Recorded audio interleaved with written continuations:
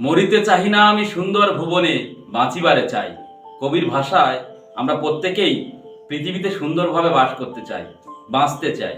কিন্তু দেখুন, আমরা বাঁচার তাগিদে, ভালো থাকার তাগিদে নিরীহ পশুদেরকে ভগবানের চরণে উৎসর্গ করছি। কেন না? শান্তি স্বস্তি লাভ হবে, আমরা জীবনে পরম মঙ্গলের অধিকারী হব। কিন্তু কতটা আমরা মঙ্গলের অধিকারী হতে পারছি? এই নিষ্ঠুর প্রথাকে আমরা সমর্থন জানিয়ে আমরা জীবনে কতদূর এগোতে পেরেছি? আজ খুব সুন্দর একটি প্রসঙ্গে আপনাদের সবাইকে অবগত করব। সর্বপ্রথম দয়াল ঠাকুরের চরণে আমার শতকোটি প্রণাম। প্রণাম জানাই তার লীলা সঙ্গিনী জগৎ জননী বড় মায়ের চরণে।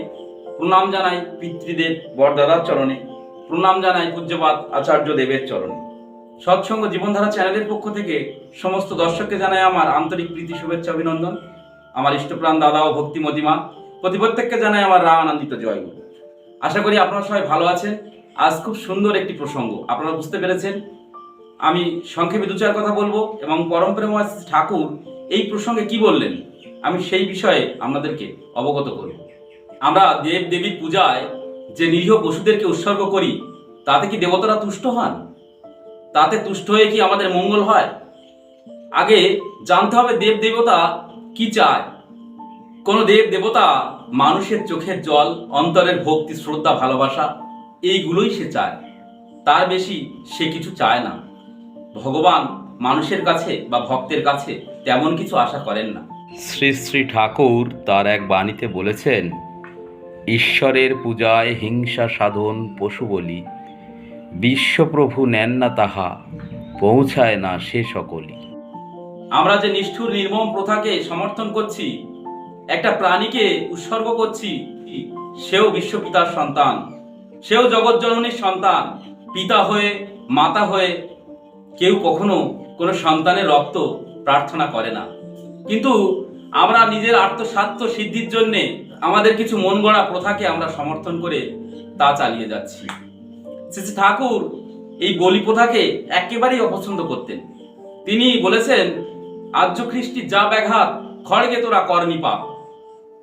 আর্য আমাদের যে কৃষ্টি কালচার, তার যে ব্যাঘাত, তার যে অন্ধকার আচ্ছন্ন যে সমস্ত পর্ব, তিনি সেইগুলোকে খড়গে নিপাত করতে বললেন। তার মানে কঠোরভাবে সেটাকে প্রতিহত করতে বললেন।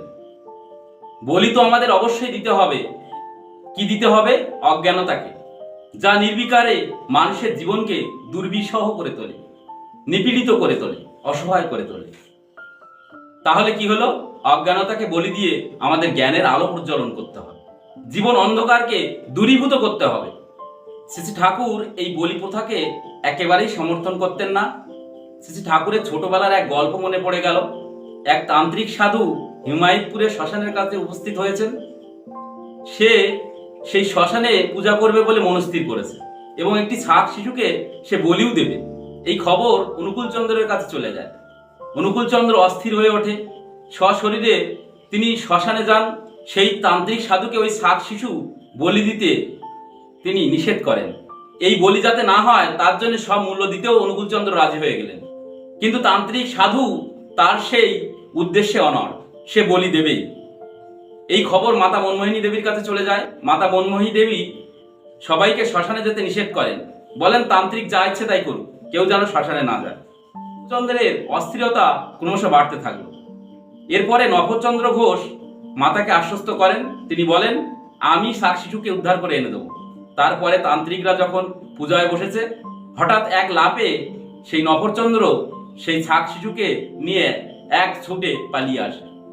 তখন অনুকূলচন্দ্র হৃদয়ে পরম স্বস্তি অনুভব করেন। শ্রী ঠাকুর তিনি প্রত্যেকটা জীব জগৎ এবং মানুষের প্রতি দয়াশীল ছিলেন। তিনি সবাইকে ভালোবাসতেন। তাই আমরা শ্রী ঠাকুরের কথা যথাযথভাবে মানব। তিনি যেটা পছন্দ করতেন না, আমরা সেটা জানার চেষ্টা করব এবং সেটাকে যথাযথ মর্যাদা দেব, এবং তা পালন করলে আমাদের জীবনে সত্যি মঙ্গল হবে। সবাই সুন্দর ভালোর পথে এগিয়ে যান। সবার দীর্ঘায়ু, শান্তি, স্বস্তি পরম পিতার চরণে কামনা করি। সবাই ভালো থাকবেন। সবাইকে আমার আনন্দিত জয়।